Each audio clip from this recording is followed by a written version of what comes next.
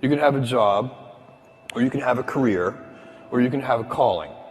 And if you can somehow figure out how to have a calling, you have hit the jackpot, because that's the big deal. The stress primarily comes from not taking action over something that you can have some control over. You guys will find that you have passions, and having a passion is a gift. I think we all have passions, and you don't get to choose them, they pick you, but you have to be alert to them. You have to be looking for them. And when you find your passion, it's a fantastic gift for you because it gives you direction, it gives you purpose. You can have a job, or you can have a career, or you can have a calling, and the best thing is to have a calling. And if you find your passion, you'll have that, and all your work won't feel like work to you. Do something you're very passionate about.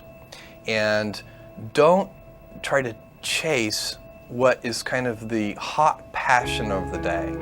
You can choose a life of ease and comfort, or you can choose a life of service and adventure. Which one of those, when you're 90 years old, are you going to be more proud of? Whatever it is that we're going to do to start to address that situation, even if it's not solved, the mere fact that we're addressing it dramatically reduces any stress that might come from it. So stress comes from ignoring things that you shouldn't be ignoring, I think in large part. So stress doesn't come, people get stress wrong all the time in my opinion. Stress doesn't come from hard work, for example. You know, you can be working incredibly hard and loving it. And likewise, you can be out of work and incredibly stressed over that. No matter how good we are, we can still be better. You can always be better. Customers have a divine discontent, and they teach you if you listen to customers.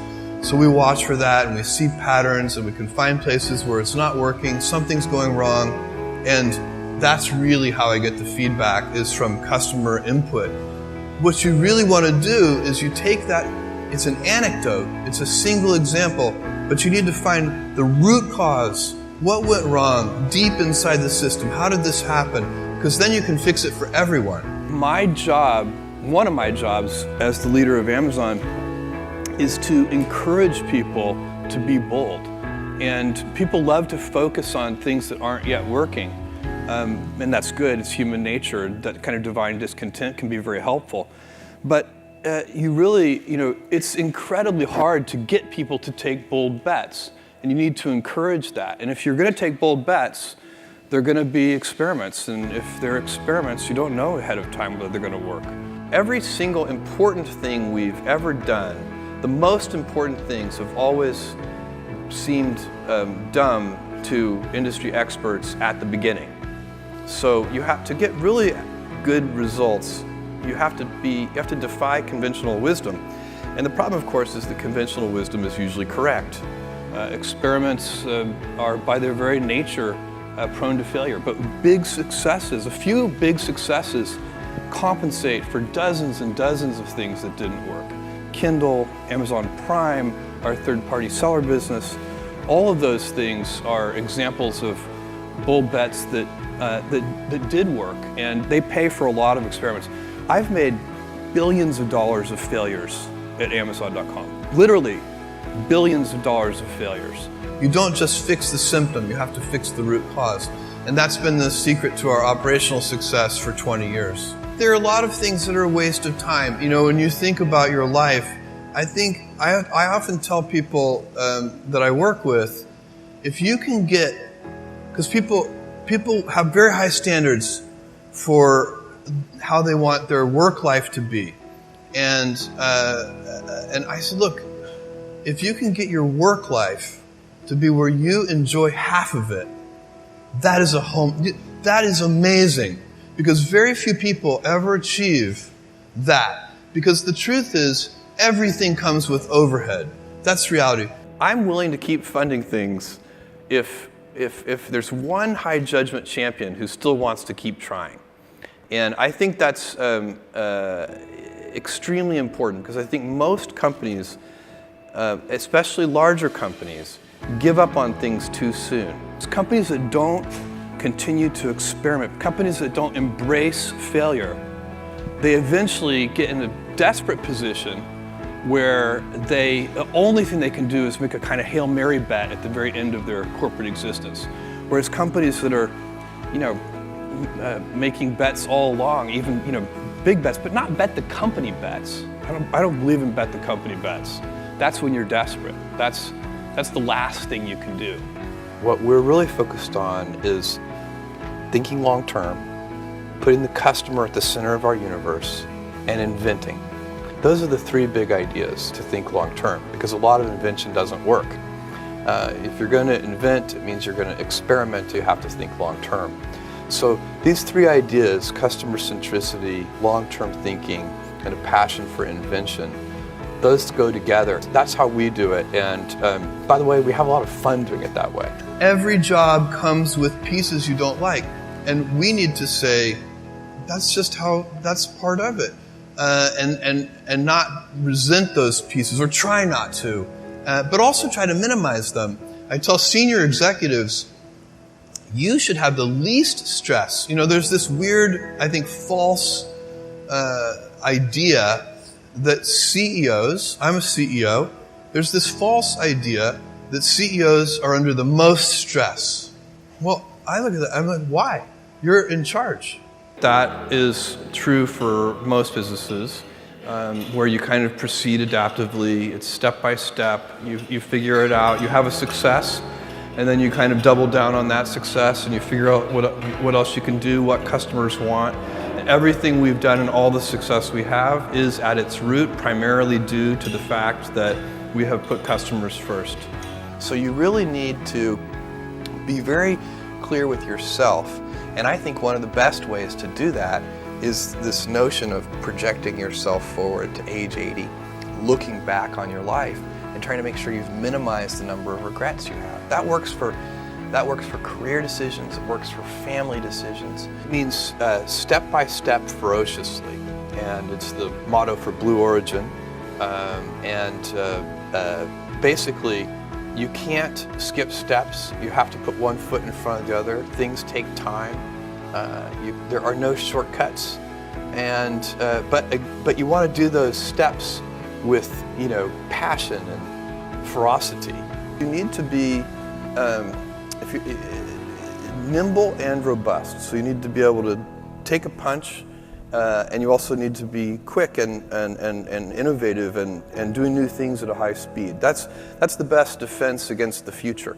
And you have to always be leaning into the future. If you're leaning away from the future is going to win every time. Never, ever, ever lean away from the future. Being an inventor requires, because the world is so complicated, you have to be a domain expert. I mean, in a way, even if you're not at the beginning, you have to learn enough so that you become a domain expert. But the danger is, once you've become a domain expert, you can be trapped by that knowledge. And so inventors have this paradoxical ability to have that 10,000 hours of practice and be a real domain expert, and have that beginner's mind. Have that look at it freshly, even though they know so much about the domain. A young person should find something that they're passionate about to do. And that's not going to surprise anyone. It's a clear thing to do. It's very hard. If you don't love your work, you're never going to be great at it. And that's the key to inventing. You have to have both. And I think that is intentional. I think all of us have that inside of us, and we can all do it, but you have to be intentional about it. You have to say, yeah, I am going to become an expert, and I'm going to keep my beginner's mind. You have to figure out how to set up your life in such a way that you can minimize the things. And I find people don't dislike hard work. What people dislike is being out of control. Like, they can't control their life. They can't control their environment. I think everybody has their own passion, their own thing that they're interested in. And then you're very alert to the things that are in the sphere of influence of that passion. My advice would be the same for any kind of entrepreneur, and that is, make sure that you are focused on something you're passionate about. So if you look at the early internet companies, they were started and focused on doing something that they thought was very interesting, long before the internet was fashionable in any way. We only have a few principles at Amazon, kind of core values that we go back to over and over again. And if you looked at each of the things that we do, you would see those run straight through everything. So the first one, and by far the most important one, is customer obsession. And we talk about it as customer obsession as opposed to competitor obsession. And I have seen over and over again companies talk about that they're customer focused, but really when I pay close attention to them, I believe they are competitor focused. Customers are always dissatisfied. Even when they don't know it, even when they think they're happy, they actually do want a better way, and they just don't know yet what that should be. And that's why I always warn people, customer obsession is not just listening to customers. Customer obsession is also inventing on their behalf, because it's not their job to invent for themselves. The other thing I would suggest to any young person, even before they start their career, is to really think about their choices.